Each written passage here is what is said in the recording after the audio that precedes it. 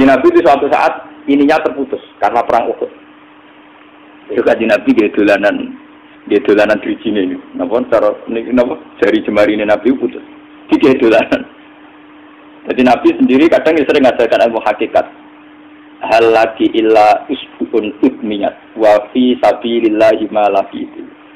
Kowe ora trimo fisik, bentuk fisik jari jemari sing ditetir berdarah. Tapi nak kowe fi sabilillah ayo wis kowe balik ning habitatem. Sehingga kenapa para sahabat itu ketika dicincang, ketika putus tangannya, putus kakinya, sahabat yang usul ke ilmu hakikat itu malah senang. Karena jasad kita ini kan ila sabilillah menuju jalan Tuhan. Sekali dia sudah terluka fisabilillah itu sudah menemukan formatnya. Cara teori Sino sudah menemukan formasinya. Paham gitu? Orang kok malah ngeluh itu berarti goblok nak ngeluh, paham tak? Paham ini apa? Jadi, makanya Nabi ngertikan ya itu sudah ketemu formatnya. Ketika rohnya para syuhada nanti kembali ke Tuhan ya ketemu formatnya lagi. Itu disebut wala taqulu lima yuqtalu fi sabilillahi amma. Dia tidak mati sesuai formasi awal, yaitu roh kembali ke Tuhan dan jasad ikut mengawal. Nah itu Nabi kadang ya pakai ilmu hakikat begitu. Mulane kula bolak-balik matur, kula niku nggih mulai umur 20 tahun napa pinten. Kula asline nggih gadah penyakit dan ekstrim penyakit saya. Sampai saat ini kula nak ngobatno ndak lebih 50% nggih karena saya tetap berpikir. Misalnya cara syariat kan berobat, tapi cara hakikat apa betul keberadaan saya di alam ini penting sehingga aku kepengen urip tak bela-belani nganti anda atusan juta. Jangan-jangan penting mati ikuti bang uripku. Lah nak ngono lha apa tak bela-belani entek atusan juta. Jadi misalnya kita berobat ya mau ya dari nabi kan berobat ya berobat. Makanya kita Islam ngasih mau geruduk kadang orang paham. Sekali kamu mengamati dengan visi hakikat, coba sekarang sampean pikir, coba sekarang nggak pakai logika hakikat, pakai logika syariat saja. Saya ini misalnya asetnya 10 juta, misalnya, saya punya aset 10 juta. Tapi misalnya aku rugi nawan atau dipengaruhi di masa depan sama nih, kalau kulo kan soalnya cara teori di masa, misalnya kulo rugi, ini kere di duit 10 juta aset. Tujuan saya sembuh kan supaya aku iso sembuh sehat, engkau iso kerja untuk anak. Tapi karena saya sakit nanti operasi tidak 10 juta. Operasi tidak 10 juta. Wong aku repair mesti iso marisi anak. Apa meneh nak 10 juta tak ada gue berobat malah jelas ra iso marisi. Lah nak ngono penting matiku ya dibanding 10 juta. Karwan iso diwaris langsung. Sementara anak aku mari dibiayai 10 juta rong mesti mari 10 juta mesti anu. Artinya tidak ada jaminan kalau berobat itu secara visi ke depan lebih baik. Soalnya malah ngentekno donya enggak jelas akibat positifnya. Misalnya tetap lumpuh duit teori loh, Bapak artinya apa? Teori hakikat tetap lebih benar bahwa hidup itu tidak ada artinya, semua itu tidak ada artinya. Berobat apa enggak berobat semuanya tidak ada arti. Teori loh gini. Sehingga kalau kita tengah-tengah aja tengah-tengah, kasus kula misalnya loro dia berobat. Gusti separuh kalau ngelakoni syariat, tapi sebagai kula ulama fikih separuh kalau lakoni apa? Jadi kula tetap mboten ngarah obat 100%. Tapi orang arah berobat wong kula tiyang napa? Syariat. Tapi memang faktanya itu begitu. Cara Kanjeng Nabi kadang Kanjeng Nabi berobat. Kadang Kanjeng Nabi wis niki tercincang gede guyon nak. Wa laki illa usbu'un utwiyat ora kok driji sing gak melok-melok. Nah, bukti bahwa jasad itu begitu tidak penting. Kayak Said Hamzah. Menurut Said Hamzah nganggep wahyu bentone ra karuan. Kalau teori Siti Jenar itu benar, teori Jalaluddin Rumi benar teorinya, ya orang kok rasolate lho, maksudnya kena nganut rasolate. Benar dalam analisis roh. Ketika Sayyid Hamzah dinyatakan mati oleh manusia, oleh hukum manusia dinyatakan mati karena dia sudah tidak bergerak. Dalam teori hakikat kan rohnya Sayyid Hamzah sudah fi khawasili tuyurin khudrin. Rohnya sudah diambil Tuhan, tidak mati. Paham ya? Ketika rohnya Sayyid Hamzah sudah diambil, jasad ini sudah tidak punya rasa. Sekarang secara syariat kasat mata kita tahu, wong jasad nak diinfus, saya di sayat-sayat dioperasi orang kroso. Apa meneh saiki ruhe wis bisa. Lah ya jasad itu cek gampange, dioperasi dibius saja terus tidak kerasa. Apalagi rohnya sudah diambil. Nah saiki bayangkan, ketika Sayyid Hamzah itu sudah di atas, Niku kula delok Wahsy ra wong bentuk. Lho wong kok baca igabus. Ketika jasad benar-benar tidak penting, kemudian jasadnya Syekh Hamzah kan dicincang oleh Wahsy. Ketika rohnya sudah diambil kan Hamzah tidak merasakan. Berarti Syekh Hamzah guyu-guyu Wahsy. Wahsy cek bentuk nih, gabus dicincang. Paham ya? Lho niki tenan. Artinya ketika pandangan manusia iba kepada Syekh Hamzah karena dicincang, dimutilasi oleh Wahsy. Wahsy tidak ngalami Pak Sinten, Syekh Hamzah tidak ngalami apa-apa karena rohnya sudah bersama Tuhan. Dan iso wae Syekh Hamzah malah guyu-guyu Wahsy. Cek goblok gabus kok dicincang. Lah nak ngono rak mirip, makanya nggih. Dalam hal ini itu dalam teori roh itu sebetulnya Siti Jenar tidak sesat dalam teori roh. Tapi jangan katakan itu penemuannya Siti Jenar. Siti Jenar itu terlambat. Sebelum itu ada Husain Al-Khallas, sebelum itu ada Jalaluddin Rumi, sebelum itu juga ada sahabat, ada nabi. Cuma cara aplikasinya Siti Jenar melenceng. Jadi jangan katakan kok tak kampus-kampus. Itu pendapat Siti Jenar itu malah goblok meneng. Siti Jenar itu sanut, paham nggih maksud apa? Wis sanut. Nah, teori yang sama terjadi pada Yesus Kristus. Ketika Yesus misalnya secara lahir dicincang, dimutilasi, diapakan oleh orang Yahudi. Sebetulnya rohnya dia sudah bersama Tuhan, kembali ke Tuhan Bapa, nah cara Kristen. Nah cara Islam ya balik ning pangeran.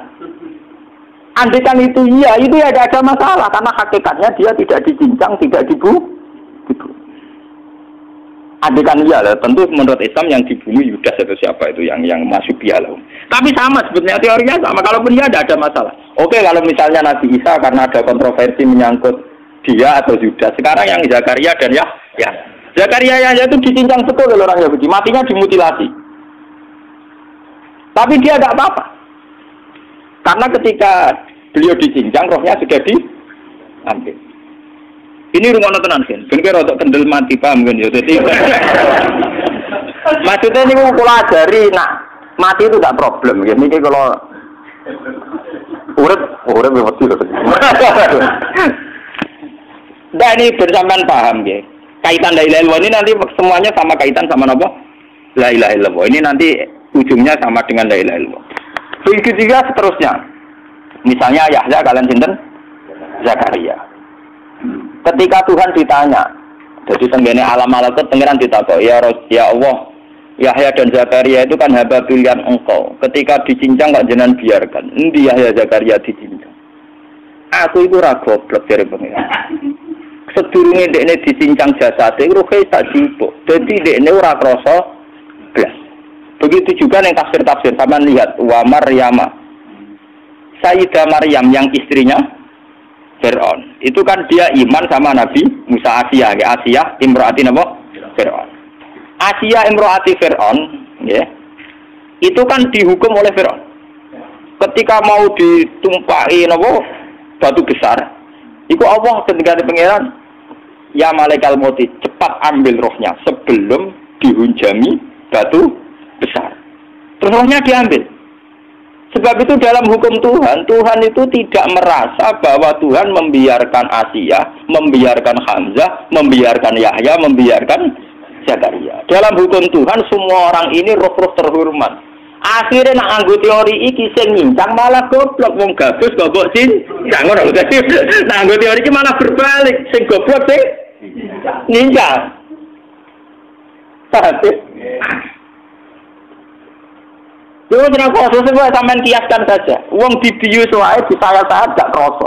Kaya apa nak ruhe bener-bener tercabut terpisah. Rasane ning ndi? Ini disebut wala taqulu lima yuqtalu fi sabilillah napa? Lah kemudian roh ini kemana? Nah, roh itu sudah menyatu dengan kalimat tauhid. Mesti roh itu bersaksi la ilaha illallah. Itu sing disebut ning alam roh ketika Allah tanya alastu bi rabbikum mesti qalu bala. Mesti mereka jawabnya napa? Bala. Karena alam roh tentu lebih mudah bersaksi akan keberhadiran dan keeksistensi Tuhan Allah Subhanahu wa taala. Paham ya, ini sama penting. Nah, ketika kalimat tauhid sudah menyatu kayak begini, itu mesti kalimat tauhid sing mesti langsung untuk swarga. Itu dimaksud Nabi mustaiqinan biha qalbu mukhlishon biha qalbu. Hati itu kolbu kan nggak bisa kamu artikan jantung atau liver kayak teori modern sekarang. Misalnya kolbun itu apa? Jadi kiai kolbun itu jantung. Nah ngono beda ke liver. Lah liver apa kabidun? Itu akal-akalan aja padha paham. Bahasa kolbun, fikrun, aklun itu sesuatu yang misteri. Roh ini kemudian dengan kalimat tauhid sudah menyatu disebut mukhlison biha qalbu. Ada tingkat kemurnian hubungan roh dengan kalimat tauhid. Lah kalau begitu pasti dakhalal jannah. Karena tidak mungkin kalimat tauhid kok di neraka. Lah ini mau masalah-masalah hakikat.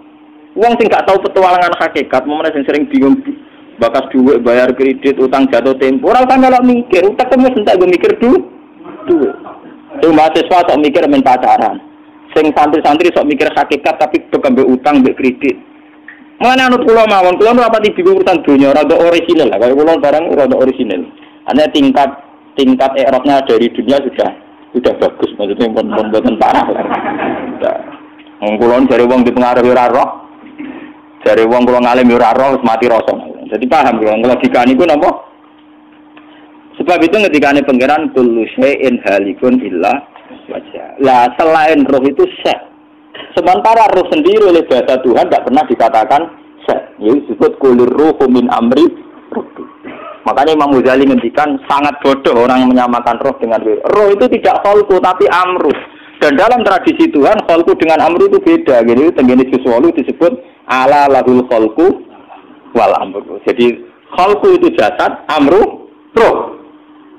Allah ini ngalawi tetap di Allah al-khalqu tawi khalqu penciptaan dan itu terkait jasad wal amru roh karena kulir ruhu tidak min khalqi rabbi tapi min amri. Kalau sudah amru itu manusia siapapun tidak bisa memahami yang namanya apa? Amru. Mulane kula nate ditangkep.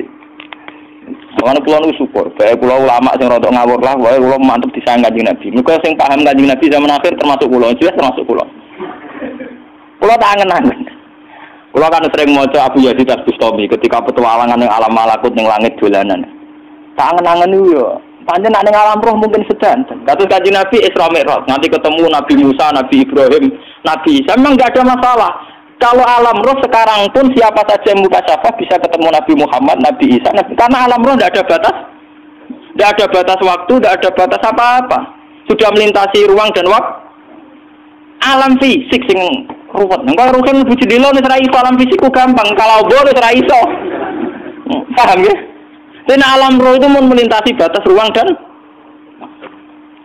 lah itu ada penyair dari India. Dia iman be Nabi Muhammad perkara ini sederhana. Nabi Idris ya nabi, tapi rumah saku wong egois. Mergo teng cerita-cerita kan Nabi Idris itu kepengin roh swarga. Bareng mbek pangeran didono neraka ampun-ampun dono swarga. Perjanjian mbek pangeran iki cerita lho teng kitab-kitab kuno. Syaratnya sitok terus kowe kudu janji gelem mulai. Wong iki dolanan wisata. Nggih Gusti. Wah, jenenge wisata ge mulai to Gusti. Lah ya kowe ora ngayahe. Wis swarga tinggal mestine kowe sampean mati terus lebu swarga. Iki wisata tak didono tok tapi kowe kudu mulai ya. Nggih. Walhasil ana cerita dari Nabi itu ngakali pangeran sandale ditinggal sitok.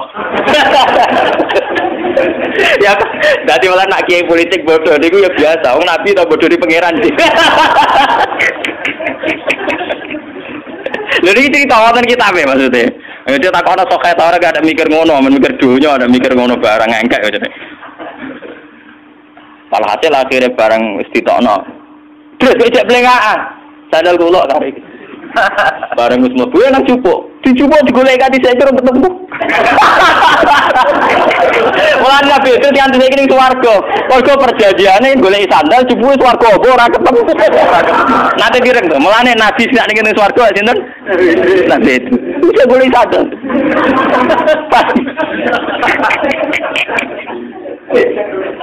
Wah, widari terkenal. Yo ana cerita niku. Mulane wong sufi sangka India, Nabi Idris urung nabi tenan ya Nabi Muhammad. Tangen-angen paling bener Nabi Muhammad. Ora krana kula umat, tangen-angen Mas. Kula lho umpama kula bayangno kula. Misale kula takoki malaikat Jibril, "Hak gak kepen mlaku-mlaku." Sembuti Jibril. Yo mlaku-mlaku ning langit misal. Terus kula misale ning langit Karena ngerti alam ajaibul malakut, misalnya ning langit non pemandangan indah, no jabarjat, faghsahama, istilah pokoknya semuanya indah. Ya semuanya indah kan gara-gara aku biasa roh Ruhin, roh Mustafa, roh wong ra jelas-jelas iki. Kemudian ning kono wong ganteng sing wedok widadari ayu-ayu, tentu aku nganggep ning kono lebih indah tapi dari sekarang. Tapi nak diwalik nganggo teori iradatullah. Wong ning kene ganteng-ganteng, do maca tasbih wajar raine semorong wajar nek jenenge ra bingung. Nang dunya iku wong do bingung, ora duwe kadang sungguh ya antik juga ciptaane. Artinya umpama posisiku ning gone alam langit, mlaku-mlaku ning bumi yo seneng mergo dianggap mlaku. Mulane Nabi Muhammad ketika ning alam malaku ditakoki, kowe roh ajaibi mulki, kowe roh aja. Aku roh terus, zaman ning bumi ya roh, zaman ning langit. Karena misalnya malaikat penghuni langit, itu dianggap prestasi nek mlaku-mlaku roh kowe-kowe iki. Artinya, bagi mereka sing darani mlaku-mlaku roh alam malakut ya roh kowe-kowe ngene iki ning alam do. Padha bagi wong sing ning donya sing darani mlaku-mlaku ning alam. Tapi kesimpulannya akan sama. Engkau kowe delok alam malakut ya ape kagum Allahu Akbar subhanallah. Kowe delok alam bumi dengan segala variasinya juga akan kagum Allahu Akbar subhanallah. Sehingga Nabi Muhammad tenang ae ning alam malakut ya dekne tetep bisa Allahu Akbar subhanallah. Ning bumi ya iso Allahu Akbar subhanallah. Mun beneran ku gawe kowe pancen anta abdi hakon. Maksude pancen nabiku tenan jos tenan iki. Ora gampang ning pengiran tasarrufin. Enggak gampang bisa mengagumi ciptaan Allah yang dengan bentuk yang tidak jelas-jelas begini, paham ya? Dan itu Nabi Muhammad tetap bisa, dan itu luar biasa. Paham ya? Umumnya wong kagum ngenteni halal yang besar. Nabi Muhammad boten, sama semua. Wah itu sing dimaksud mulane dari hikam kaifa astadilu bisain inni arwaha fi kulli syai'. Bagaimana saya anti sesuatu wong saya melihat Allah di semua sesuatu. Ma ra'aitu syai'an illa wa ra'aitu wa qabla. Saya tidak pernah melihat sesuatu yang wujud kecuali melihat Allah dulu. Jadi misalnya aku roh Mustafa, cara sengarang hikam. Lho Allah gawe Mustafa, roh Ruhin Allah gawe Ruhin. Roh Kifuat Allah gawe Kifuat. Yang dikagumi itu Tuhan. Lah bentuk kagumannya sama. Misalnya sekarang begini. Pak SBY itu kalau senyum atau siapa yang ketua Demokrat senyum, itu juga wajar. Wong di duit di jabatan bisa senyum wajar. Tapi ini aneh sekali, orang nggak punya apa-apa kok bisa senyum. Jadi tingkat ajaibnya lebih tinggi. Paham ya? Paham ya? Tingkat ajaibnya lebih tinggi. Paham? Dan itu tetap bisa Allahu Akbar. Subhanallah.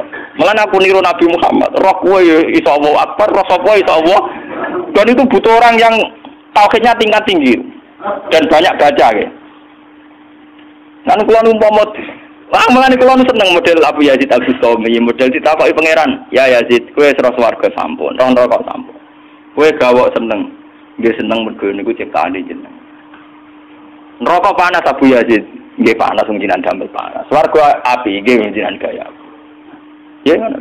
Lah maksud tempi, iki pokoke tetep penting jenengan. Liyane iku nggih sifat kabeh mergo jenengan ga. Ya teng donya nggih ngoten. Mana Abu Yazid terus balik ning donya nggih tenang mau. Mulane kanjeng Nabi itu seorang nabi sing tenang ning donya ya tenang ning akhirat. Mergo dekne lahul hamdu fil ula wal akhirah.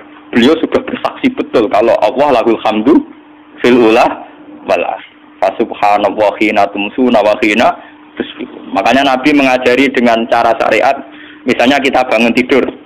Bangun tidur kata Nabi kita diajarkan asbahna wa asbahal mulku lillah. Gusti kula tangi turu. Ujung-ujungnya nyiksa ini kerajaannya jeneng.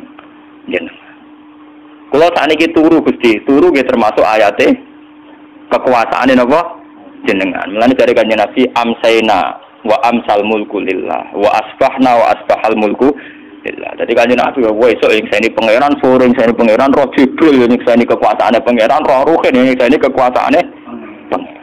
Sehingga dia ini perlu kehilangan sandal kalau Nabi orang perlu bodoni kita kenapa Nabi itu orang mulai mereka sandal ditinggal bareng digolek ora ketemu yo kok ono cerita ngono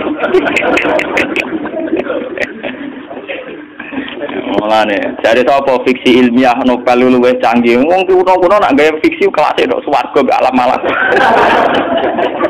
luwih seru petualangane lho napa ora trimo nenek sihir paham ya Lah, kalau kalimat tauhid sudah menyatu kayak Zakaria kata sinten Abu Yazid Al-Bustami itu mesti dakhalal. Dan perlu kamu catat, pertanyaan Abu Dzar itu pertanyaan bodoh wa insana wa insaroko. Orang yang belajar ilmu hakikat tentu janggal dengan pertanyaan Abu Dzar. Piye Abu Dzar pinter Kanjeng Nabi? Maksudnya ngeten iki. Wong sing nglafadzno la ilaha illallah dakhalal jannah. Senajan to dekne zina, senajan to dekne nyolong. Orang yang memahami ilmu hakikat tentu janggal bagaimana orang yang melafadzkan la ilaha illallah kemudian dia berzina. Ciri utama orang nyebut Allah idza dzikirallah wajilat. Kalau wajilat kulubu mau mengkeret ora iso zina, paham? Paham nggih? Mulane Abu Dzar iku goblok, paham nggih? Paham nggih? Dadi nek mulane kuwi nerangno telung fase, paham nggih? Berarti kowe orang mukmin sing dzikira wajilat wong dzikira, wong kok iso zina? Wong mengkeret ora iso apa? Zina, paham nggih? Mulane nang ngaji kowe bejo ketemu lama ulun bejo kudu syukur to. Mboten iki tenan kudu syukur to. Artinya ada kitabnya, terus ada analisisnya, terus ada marojeknya, terus orisinil. Artinya orisinil itu kalau kan si apal Quran hadis. Artinya ya waras artinya itu. Buat ini kita tenang, buat ini tak hadis di nikmat. Paham ya? Tapi kia wae nak ibadah dikira wajilat. Dulu, meni al-Fatihah. Bismillahirrahmanirrahim.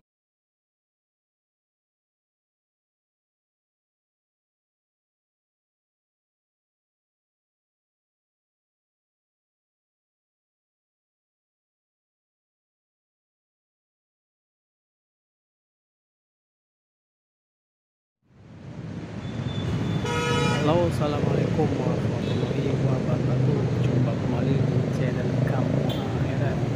Kali ini saya sedang berada di Bundaran HI, bertempatnya di halte HI, halte busway yang atas di patung Bundaran HI-nya di belakang saya ya.